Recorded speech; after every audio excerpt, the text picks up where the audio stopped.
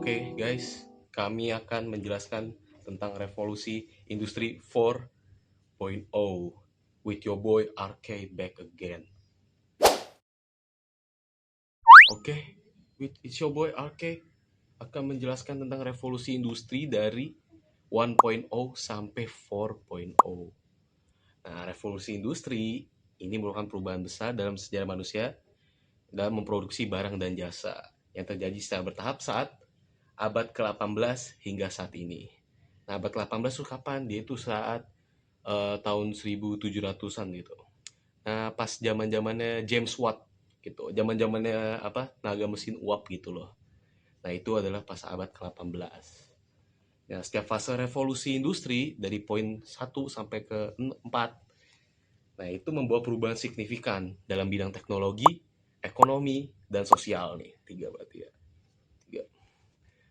Nah, mulai dari revolusi 1.0 nih yang ditandai dengan mekanisme mesin uap sampai revolusi industri 4.0 yang ditandai dengan berkembangnya AI.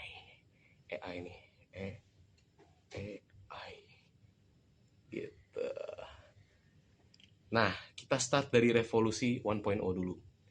Mekanisme tenaga uap yang terjadi di Inggris pada tahun 1760-an. Nah, ciri utamanya itulah ya penggunaan mesin uap gitu, yang penyempurnaan mesinnya oleh James Watt. Nah, produksi yang sebelumnya yang mengandalkan tenaga manusia dan hewan mulai digantikan oleh pabrik, dan saat dibangunnya pabrik terjadilah urbanisasi besar-besaran. Perubahan ini juga menandai peralihan dari sistem ekonomi agraris ke industri. Jadi dari pertanian ke industri ya, teman-teman. Lanjut ke industri 2.0 tahun 1900-an sampai 1930-an. Listrik dan mesin produksi massal. Nah, di fase ini tuh start dari abad ke-19 hingga ke awal abad 20-an. Pada fase ini ya listrik sebagai sumber energi utamanya manusia dong, yang disempurnakan oleh Thomas Edison alias yang pencipta lampu gitu. Nah, ini revolusi 2.0 ini berfokus pada produksi massal dan efisiensi. Yang hasil dari industri 2.0 ini yaitu baja, otomotif, dan kimia yang berkembang pesat. Nah, next ada industri 3.0 alias awal 1970-an. Tahun 1970-an berarti yaitu saat perang dingin ya, Cold War. Setelah perang dunia kedua gitu. Nah, revolusi 3.0 ini ditandai dengan munculnya teknologi elektronik dan komputer. Negara nih kayak Amerika nih, terus Jepang gitu. Jepang nih yang untuk para wibu gitu. Nah, itu dia tuh berkembang menjadi teknologi digital gitu. Kayak munculnya banyak kayak muncul komputer dan segala macamnya itu. Nah, di revolusi 3.0 juga banyak udah berkembangnya internet, terus juga dia tuh udah mulai bangun robot gitu loh. Jadi gak mudah, tenaga manusia tuh udah semakin lama semakin memudar ya teman. Nah, itu juga dari tenaga listrik itu juga peralihan dari ke sistem digital dan teknologi informasi.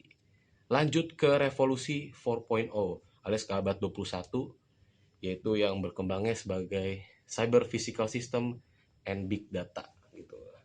Nah, ini industri 4.0 ini ditandai dengan berkembangnya konsep-konsep Internet of Things gitu. Terus ada juga AI, Artificial Intelligence, Big Data, Cloud, segala macamnya itu berkembang di 4.0, revolusi industri 4.0 pada abad 21. Nah, jika revolusi 3.0 itu berfokus pada otomisasi, nah maka revolusi 4.0 ini menekankan konektivitas dan kecerdasan sistem atau AI. Mesin juga sekarang kan kalau 3.0 itu tidak bisa bekerja secara otomatis kan. Nah, kalau revolusi 4.0 ini sudah bisa bekerja secara otomatis dan sekaligus bisa menganalisis data dan mengambil keputusan secara mandiri. Itu dia teman-teman tentang revolusi industri 4.0. Oke, dari zamannya kita masih pakai tenaga uap sampai ke sekarang yang sudah berbasis dengan AI alias robot gitu deh. pokoknya. Ada juga namanya AI karakter ya. Siapa tahu nih teman-teman yang belum punya pacar nih, bisa juga nih macarin karakter-karakter yang kekhayalan gitu loh. Itu AI berkembang sejauh ini. Itu ya sih teman-teman ya. It's your boy, oke, signing out. Oke, setelah membahas sejarah dari revolusi industri 4.0 dan selanjutnya adalah kita akan membahas apa sih hasil nyata dari industri ini. Dan hasil itu adalah produk keuangan. Dan produk keuangan itu tuh berbeda, dia itu digital. Jadi namanya adalah produk keuangan digital yang artinya segala sesuatu bisa melalui internet dan berbagai media digital lainnya. Dan fungsinya ini ada investasi, pinjaman, terus juga tabungan, dan kemudian ada transaksi seperti transfer. Dan ini tuh tujuannya untuk mempermudah inklusi keuangan. Apa sih inklusi keuangan tuh kayak semacam mempercepat, mempermudah akses dalam melakukan kegiatan sehari-hari. Nah, salah satu jenis dari produk keuangan digital itu adalah yang pertama, revolusi pembayaran dan e-wallet. Jadi revolusi pembayaran itu yang tadinya awalnya kita menggunakan uang tunai, uang cash yang secara fisik atau kita sebut sebagai uang giral, itu sekarang sudah berubah menjadi uang digital. Berarti uang itu tuh disimpan oleh pihak ketiga, kurang lebihnya seperti itu. Dan selanjutnya adalah e-wallet, itu adalah dompet digital. Jadi kita nggak perlu kemana-mana bawa dompet yang isinya uang tunai, kita tinggal bawa HP yang isinya ada saldo kita. Nah, contohnya itu bisa buat transfer, bisa buat pembayaran, bisa buat investasi, dan berbagai macam hal lainnya. Nah, contoh aplikasinya itu apa? Ada Shopee, OVO, GoPay, dan berbagai hal lainnya yang sampai sekarang ini masih banyak dan terus berkembang dan nambah-nambah terus. Nah, dampaknya itu apa sih? Ya seperti yang sudah saya sebutkan tadi, itu adalah kembali lagi ke inklusi keuangan. Segala hal menjadi lebih cepat dan lebih efisien dan lebih efektif, sehingga menciptakan siklus keuangan yang lebih beragam dan juga cepat. Ya, kurang lebih itu. Sekarang contoh nyatanya ada GoPay. GoPay merupakan layanan dompet digital milik PT Dompet Anak Bangsa yang berada di Goto Financial. GoPay digunakan untuk melakukan berbagai transaksi non-tunai yang bisa digunakan dari aplikasi Gojek-nya atau GoPay-nya. Layanan ini sudah berizin dan diawasi dari Bank Indonesia. Selanjutnya itu adalah sistem kerja.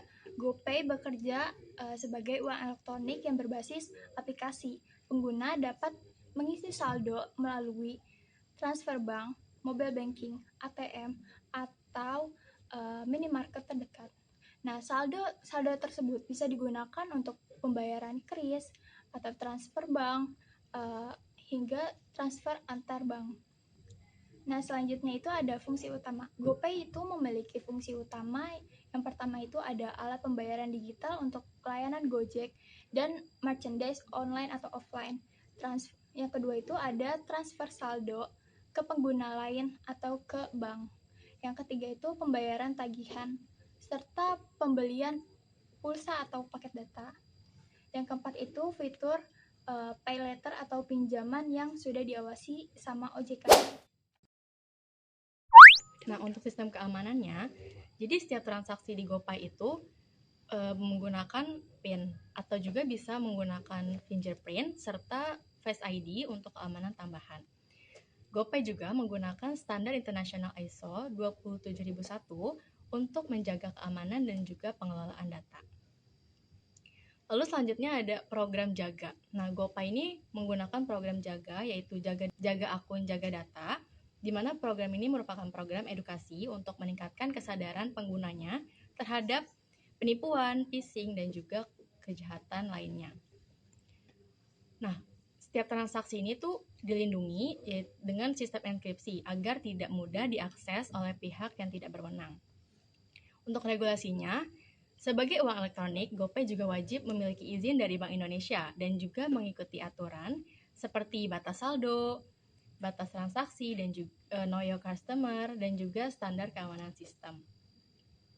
Lalu untuk layanan seperti pay later atau pembiayaan, pengawasan badan di bawah OJK agar perlindungan konsumen dan transparansi biaya itu tetap ada.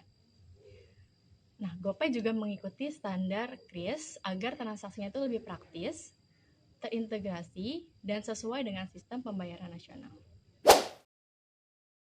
Selanjutnya, tantangan dan resiko pada era revolusi industri 4.0. Yang pertama, tantangan sumber daya manusia.